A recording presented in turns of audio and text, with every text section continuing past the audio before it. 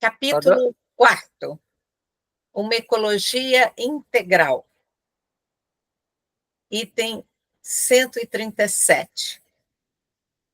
Dado que tudo está intimamente relacionado e que os problemas atuais requerem um olhar que tenha em conta todos os aspectos da crise mundial, proponho que nos detenhamos agora a refletir sobre os diferentes elementos de uma ecologia integral, que inclua claramente as dimensões humanas e sociais. 1. Ecologia ambiental, econômica e social. Item 138. A ecologia estuda as relações entre os organismos vivos e o meio ambiente em que se desenvolvem. E isso exige sentar-se a pensar e discutir acerca das condições de vida e de sobrevivência de uma sociedade, com a honestidade de pôr em questão modelos de desenvolvimento, produção e consumo. Nunca é demais insistir que tudo está interligado.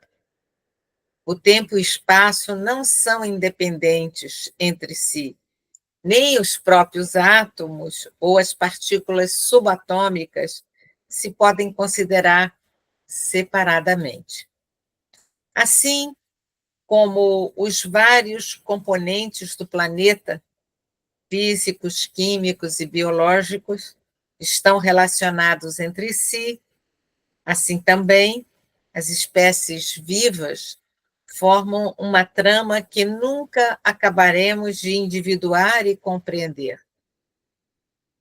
Boa parte de nossa informação genética é partilhada com muitos seres vivos. Por isso, os conhecimentos fragmentários e isolados podem tornar-se uma forma de ignorância, quando resistem a integrar-se numa visão mais ampla da realidade. 139.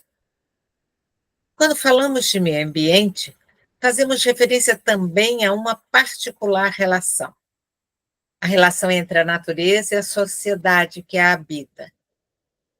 Isso impede-nos de considerar a natureza como algo separado de nós, ou como uma mera moldura da nossa vida. Estamos incluídos nela, somos parte dela e compenetramo-nos.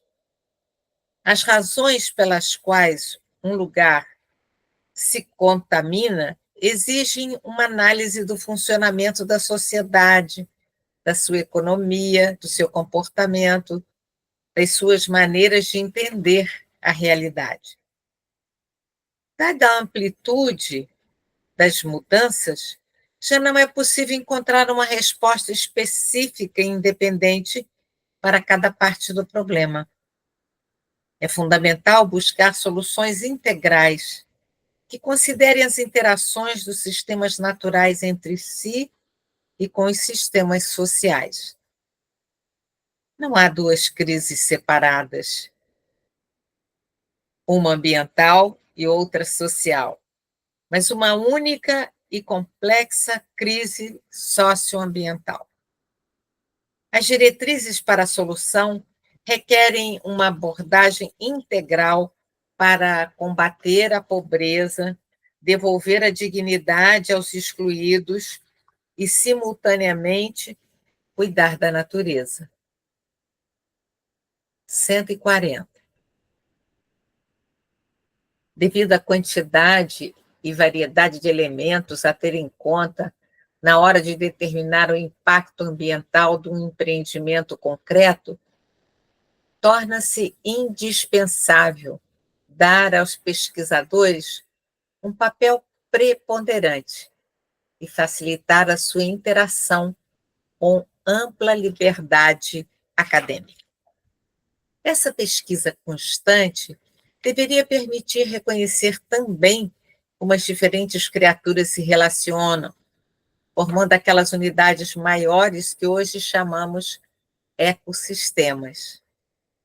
Temos-los em conta não só para determinar qual é o seu uso razoável, mas também porque possuem um valor intrínseco, independente de tal uso. Assim como cada organismo é bom e admirável em si mesmo, pelo fato de ser uma criatura de Deus, o mesmo se pode dizer do conjunto harmônico de organismos num determinado espaço, funcionando como um sistema.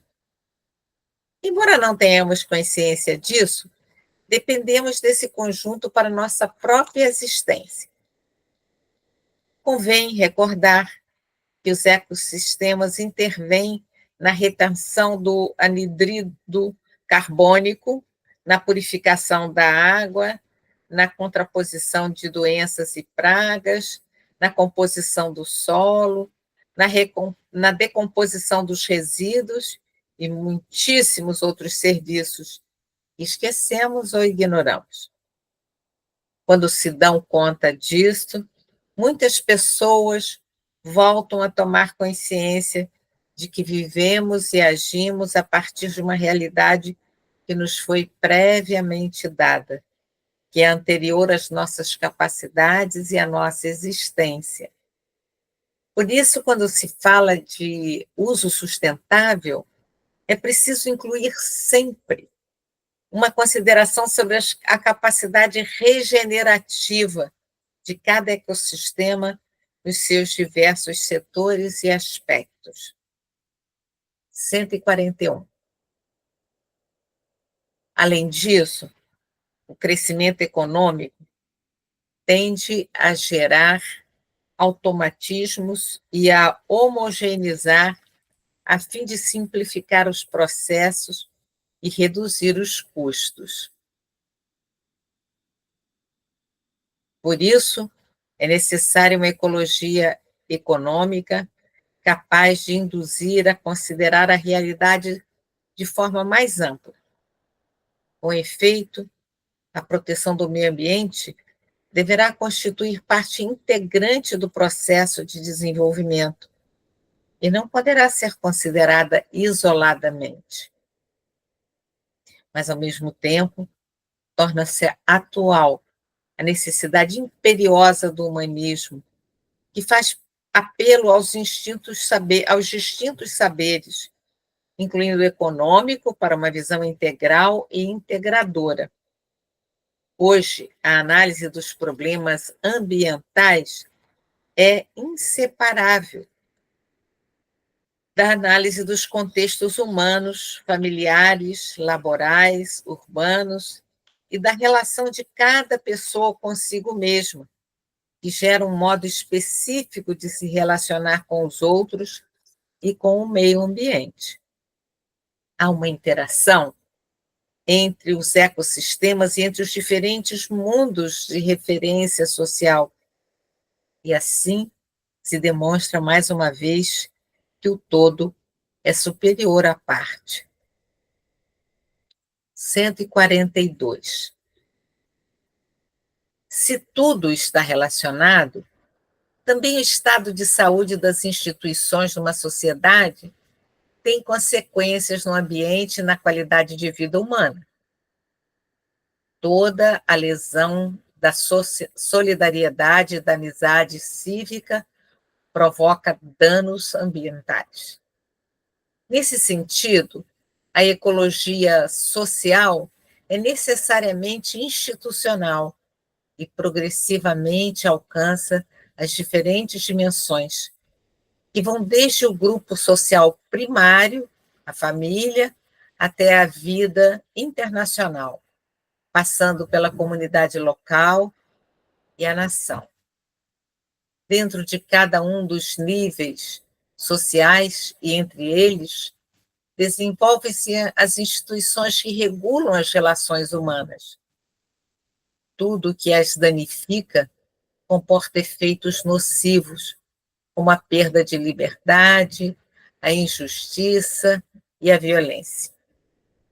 Vários países são governados por um sistema institucional precário, à custa do sofrimento do povo e para benefício daqueles que lucram com esse estado de coisas. tanto dentro da administração do Estado, como nas diferentes expressões da sociedade civil ou nas relações dos habitantes entre si, registram-se com demasiada frequência comportamentos ilegais. As leis podem estar redigidas de forma correta, mas muitas vezes permanecem letra morta. Poder-se-á, assim, esperar que a legislação e as normativas relativas ao meio ambiente sejam realmente eficazes? Sabemos, por exemplo, que os países dotados de uma legislação clara sobre a proteção das florestas continuam a ser testemunhas mudas de sua frequente violação. Além disso, o que acontece numa região influi direta ou indiretamente nas outras regiões. Assim, por exemplo, o consumo de drogas nas sociedades opulentas provoca uma constante ou crescente procura de produtos que provêm de regiões empobrecidas, onde se corrompem comportamentos, se destroem vidas, ou se acaba por degradar o meio ambiente. 2. Ecologia cultural. A par do patrimônio natural, encontra-se igualmente ameaçado um patrimônio histórico, artístico e cultural. Faz parte da identidade comum de um lugar, servindo de base para construir uma cidade habitável. Não se trata de destruir e criar novas cidades hipoteticamente mais ecológicas, onde nem sempre resulta desejável viver. É preciso integrar a história, a cultura, a arquitetura de um lugar, salvaguardando a sua identidade original. Por isso, a ecologia envolve também o cuidado das riquezas culturais da humanidade, no seu sentido mais amplo.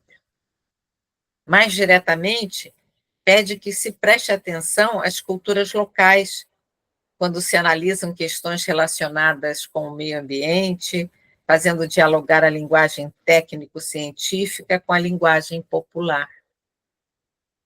É a cultura, entendida não só como os monumentos do passado, mas especialmente no seu sentido vivo, dinâmico e participativo, que não se pode excluir na hora de repensar a relação do ser humano com o meio ambiente. 144. A visão consumista do ser humano, incentivada pelos mecanismos da economia globalizada atual, tende a homogeneizar as culturas e a debilitar a imensa variedade cultural que é um tesouro da humanidade. Por isso, pretender resolver todas as dificuldades através de normativas uniformes ou por intervenções técnicas leva a negligenciar a complexidade das problemáticas locais, que requerem a participação ativa dos habitantes. Os novos processos em gestação nem sempre se podem integrar dentro de modelos estabelecidos do exterior, mas hão de ser provenientes da própria cultura local.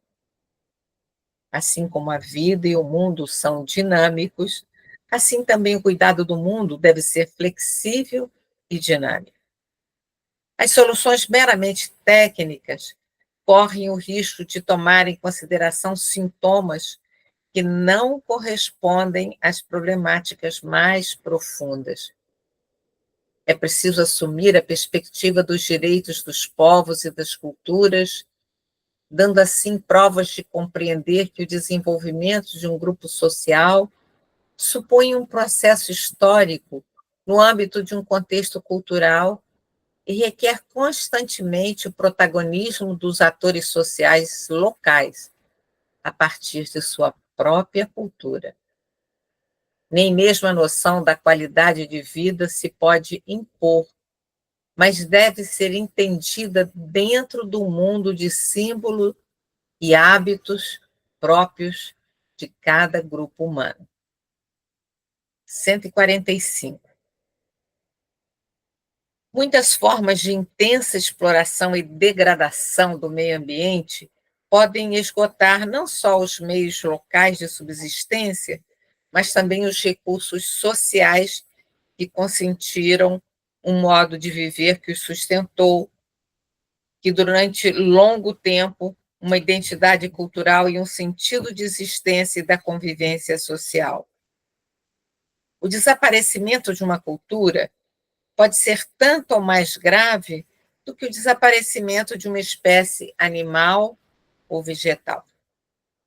A imposição de um estilo hegemônico de vida ligado a um modo de produção pode ser tão nocivo como a alteração dos ecossistemas. 146. Nesse sentido, é indispensável prestar uma atenção especial às comunidades aborígenes com as suas tradições culturais.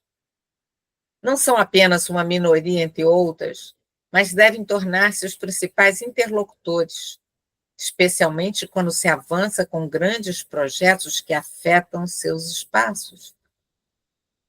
Com efeito, para eles, a terra não é um bem econômico, mas dom gratuito de Deus e dos antepassados que nela descansam, um espaço sagrado com o qual precisam interagir para manter a sua identidade e seus valores. Eles, quando permanecem em seus territórios, são quem melhor os cuida. Em várias partes do mundo, porém, são objeto de pressões para que abandonem suas terras e as deixem livres para projetos extrativos ou agropecuários que não prestam atenção à degradação da natureza e da cultura. 3. Ecologia da vida cotidiana. 147. Para se poder falar de autêntico progresso, será preciso verificar que se produz uma melhoria global na qualidade de vida humana.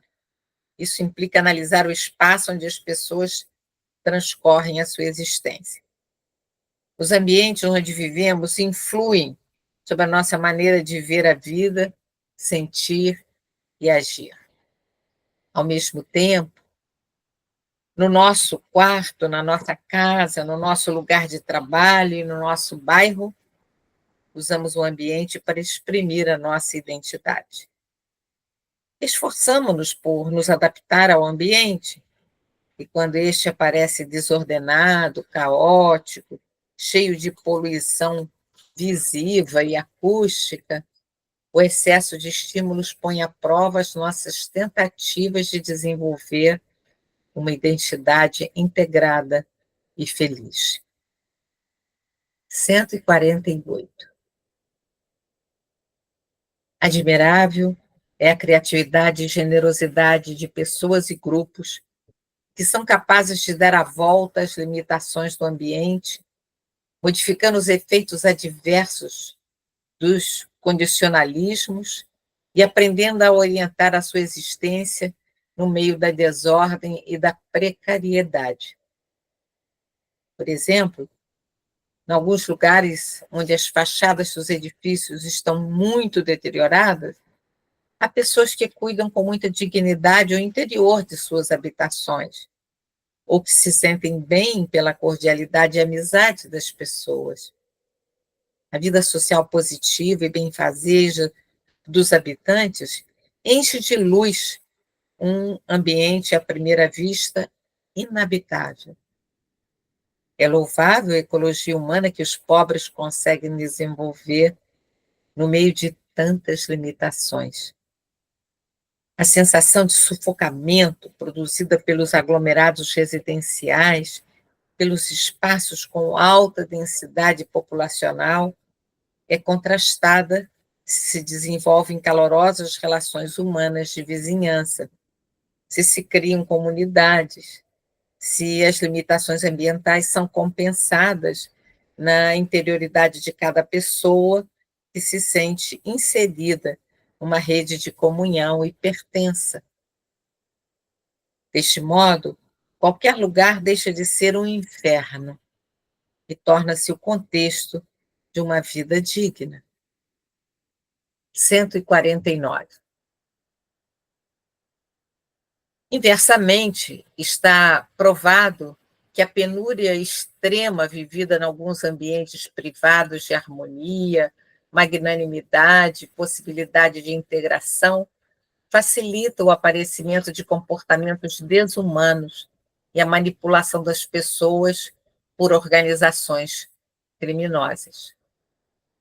Para os habitantes de bairros periféricos muito precários, a experiência diária de passar da superlotação ao anonimato social que se vive nas grandes cidades pode provocar uma sensação de desenraizamento que favorece comportamentos antissociais e violência.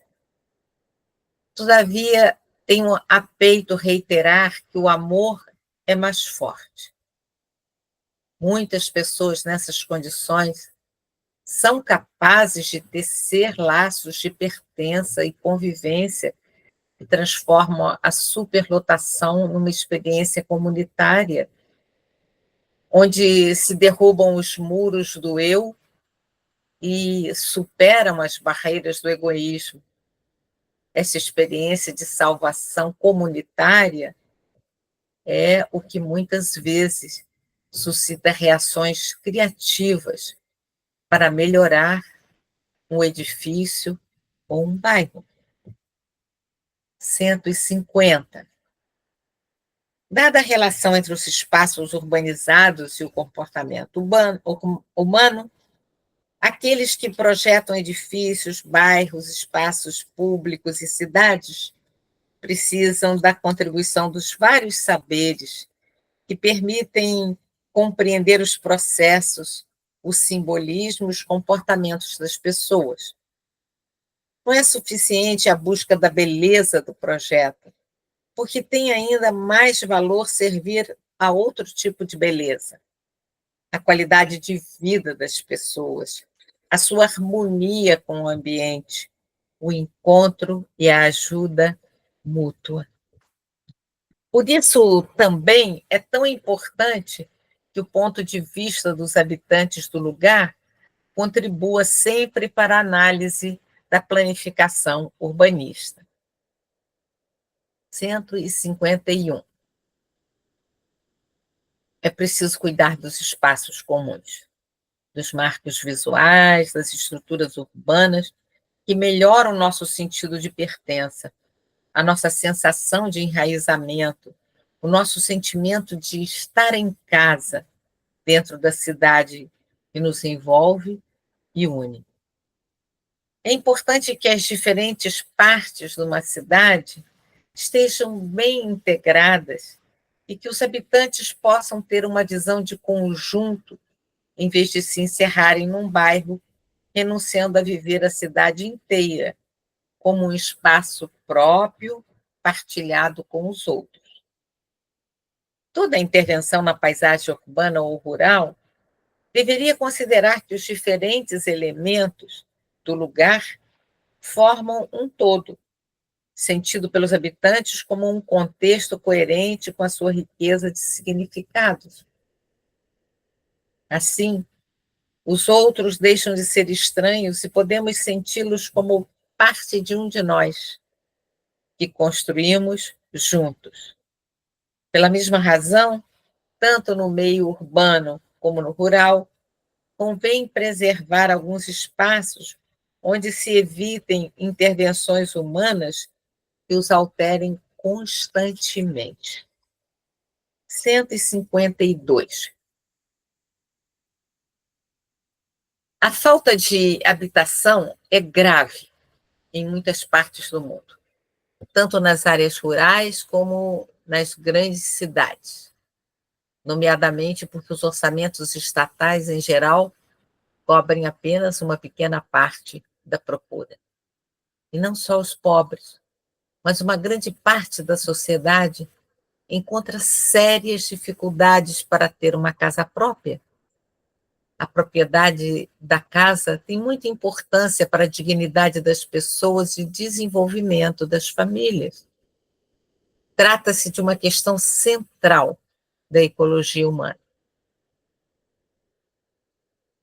Se num lugar concreto já se desenvolveram aglomerados caóticos de casas precárias, trata-se primariamente de urbanizar esses bairros, não de erradicar e expulsar os habitantes. Mas quando os pobres vivem em subúrbios poluídos e aglomerados perigosos, no caso de ter de se proceder à sua deslocação para não acrescentar mais sofrimento ao que já padecem, é necessário fornecer-lhes uma adequada e prévia informação, oferecer-lhes alternativas de alojamentos dignos e envolver diretamente os interessados. Ao mesmo tempo, a criatividade deveria levar à integração dos bairros precários numa cidade acolhedora. Como são belas as cidades que superam a desconfiança doentia e integram os que são diferentes, fazendo dessa integração um novo fator de progresso.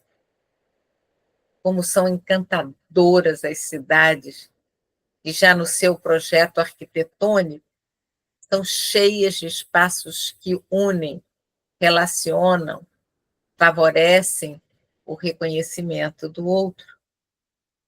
153. Nas cidades, a qualidade de vida está largamente relacionada com os transportes, que muitas vezes são causa de grandes tribulações dos habitantes. Nelas circulam muitos carros utilizados por uma ou duas pessoas, pelo que o tráfego torna-se intenso. Eleva-se o nível de poluição, consomem-se enormes quantidades de energia não renovável e torna-se necessária a construção de mais estradas e parques de estacionamento que prejudicam o tecido urbano. Muitos especialistas estão de acordo sobre a necessidade de dar prioridade ao transporte público. Mas é difícil que algumas medidas consideradas necessárias sejam pacificamente acolhidas pela sociedade, sem uma melhoria substancial do referido transporte, que em muitas cidades comporta um tratamento indigno das pessoas devido à superlotação, ao desconforto ou à reduzida frequência dos serviços e à insegurança. 154. O reconhecimento da dignidade peculiar do ser humano contrasta frequentemente com a vida caótica que tem de fazer as pessoas nas nossas cidades. Mas isso não deveria levar a esquecer o estado de abandono e desleixo que sofrem também alguns habitantes das áreas rurais, onde não chegam os serviços essenciais e há trabalhadores reduzidos a situações de escravidão, sem direito nem expectativas de uma vida mais dignificante. 155. A ecologia humana implica também algo de muito profundo, que é indispensável para se poder criar um ambiente mais dignificante. A relação necessária da vida do ser humano com a lei moral inscrita na própria natureza. Bento XVI dizia que existe uma ecologia do homem, porque também o homem possui uma natureza que deve respeitar e não pode manipular como lhe apetece. Nessa linha, é preciso reconhecer que o nosso corpo nos põe em relação direta com o meio ambiente e com outros seres vivos. A aceitação do próprio corpo como dom de Deus é necessária para acolher e aceitar o mundo inteiro como dom do Pai e casa comum. Pelo contrário, uma lógica de domínio sobre o próprio corpo transforma-se numa lógica, por vezes, sutil de domínio sobre a criação. Aprender a aceitar o próprio corpo, a cuidar dele, a respeitar os seus significados é essencial para uma verdadeira ecologia humana. Também é necessário ter apreço pelo próprio corpo na sua feminilidade ou masculinidade, para se poder reconhecer a si mesmo no encontro com o outro, que é diferente. Assim, é possível aceitar com alegria o dom específico do outro ou da outra, obra de Deus Criador, e enriquecer-se mutuamente. Portanto, não é salutar um comportamento que pretenda cancelar a diferença sexual porque já não sabe confortar-se com ela.